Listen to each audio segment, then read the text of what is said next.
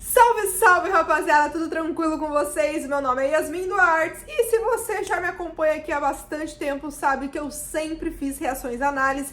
E hoje, depois de muito tempo que eu parei de fazer reação análise, porque, né, a vida adulta faz a gente ter que trabalhar e não gravar vídeo pro YouTube, eu tô aqui pra contar pra vocês o que eu achei do novo demotape do Djonga, que é o Inocente. Eu não vou fazer reação porque, óbvio, eu já escutei várias e várias vezes. Eu queria fazer uma breve análise pra vocês de que eu tirei, porque eu demorei bastante pra trazer essa análise, até porque eu fiquei digerindo o álbum. Não é um álbum que eu tava esperando, vamos dizer assim, porque eu acho que as músicas do Djonga sempre traz muito carregado de mensagem. E esse é um álbum mais leve, uma coisa mais love song, uma pegada diferente, uma batida diferente, um encaixe diferente. E eu quis aqui trazer pra vocês aí algumas coisas que eu percebi e a gente vai trocando essa ideia, deixando aqui nos comentários sempre, certo? Então, se você quer saber por onde ando, o que eu faço, é só me seguir lá no meu Instagram, que é @YasminDuarte. Por lá eu posto as coisas mais próximas, meu dia a dia, reclamo bastante. Por lá você consegue ter esse contato mais próximo, certo? É isso, vamos para a análise. Bom, começando dizendo pra vocês que a princípio, a primeira vez que eu escutei o som, eu escutei 5 da manhã, foi o primeiro. E eu achei muito inteligente toda a música 5 da manhã pela maneira que ela foi construída, que ela vai ali contando uma história e se você percebe, ela meio que vai caminhando e ela não para e a batida é muito gostosa, é uma música fácil de você escutar, uma música que você vai no fone, vai na academia, vai em qualquer lugar, porque ela é muito leve e conta ali uma história que o próprio Djonga disse que não é exatamente uma história, mas que ele começou a fazer e foi ali desenrolando toda a música. O disco, vamos pra capa, eu gostei bastante porque o nome Inocente acaba brincando com a imagem do álbum também, que mostra ali ele chupando sorvete e tudo mais. Acho que tem uma referência, mas eu confesso pra vocês que eu não sei. Eu ouvi dizer que tinha uma referência em si dessas imagens. E a contracapa ali já vai ser ele com uma cara mais de malvado, que vai ser exatamente os dois opostos. E ele disse, né, numa live que eu tava assistindo deles antes de vir fazer essa reação análise pra vocês, que Inocente também é muito uma questão da maneira como ele se vê ainda nesse universo de fama e tudo mais, dessa inocência, né? Ele mesmo disse isso.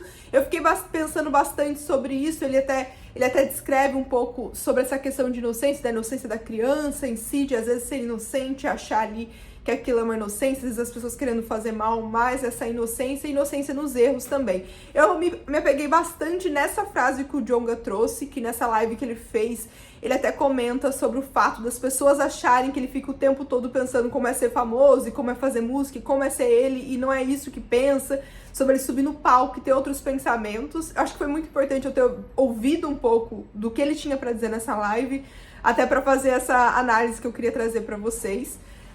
Eu achei a música, a métrica, a batida muito bem construído, muito bem feito. Eu acho que o Djonga é realmente um poeta, ele é muito bom no que ele faz, mas eu confesso que eu sinto falta daquele rap de mensagem e tudo mais, mas eu também entendo que seja o momento que ele tá vivendo e acredito que não deve ser fácil ser ele, de toda a cobrança que ele tem, toda a representatividade que ele tem para com o povo, né, com o povo preto e mesmo com o povo da periferia, enfim.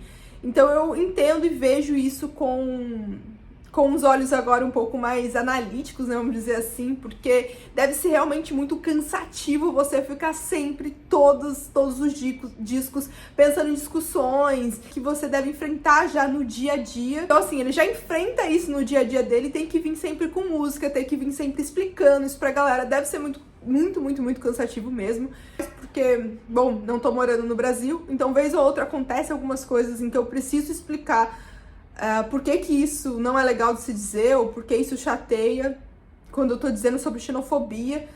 E às vezes eu me sinto exatamente cansada e eu nem sou um ícone, né? Nem sou um Djonga da vida, nem ensinei as coisas para as pessoas. Então imagina ele que todo disco ele tem que trazer representatividade, ele tem que contar histórias, ele tem que contar o que tá acontecendo ali. Deve ser realmente muito difícil. Acho que isso também casa com um pouco do que ele viveu nos últimos anos, né? No disco Nu ele conta ali um pouco sobre os hates que ele levou, principalmente por conta da pandemia. Então isso vem muito carregado. Depois ele fala também nessa live sobre as cobranças que o público sempre traz perante a ele, e que no fim ele é uma pessoa humana, ele vai ter erros e vai ter acertos, né? Eu acho que é difícil a gente ter essa visão, porque a gente sempre espera, tem uma expectativa muito grande em relação às coisas que vão ser entregues. Mas eu acho que foi um dos discos mais leves, vamos dizer, entre aspas, leves, porque tem putaria, tem tudo mais aí, mas leve no sentido de não ser carregado de mensagens tão pesadas.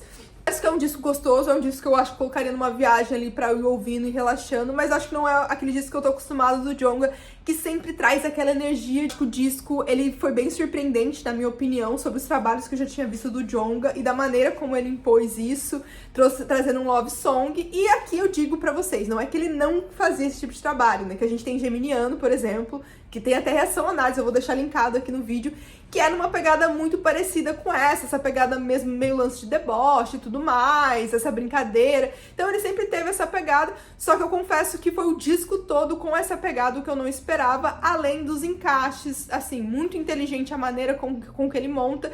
E se você reparar no disco, são 3 fases que a gente enxerga ali no disco claramente do Djonga, né, nessa história que ele vai contando ali. Então isso é muito interessante. Uma das músicas que eu mais gostei, e que é a música Camarote, que pra mim me marcou bastante, conta ali uma história, conta ali sobre sentir falta de uma pessoa, então isso acho que me bateu bastante. O disco em si, ele é muito animado, como eu disse pra vocês, eu acho que é um disco que com certeza eu vou ouvir.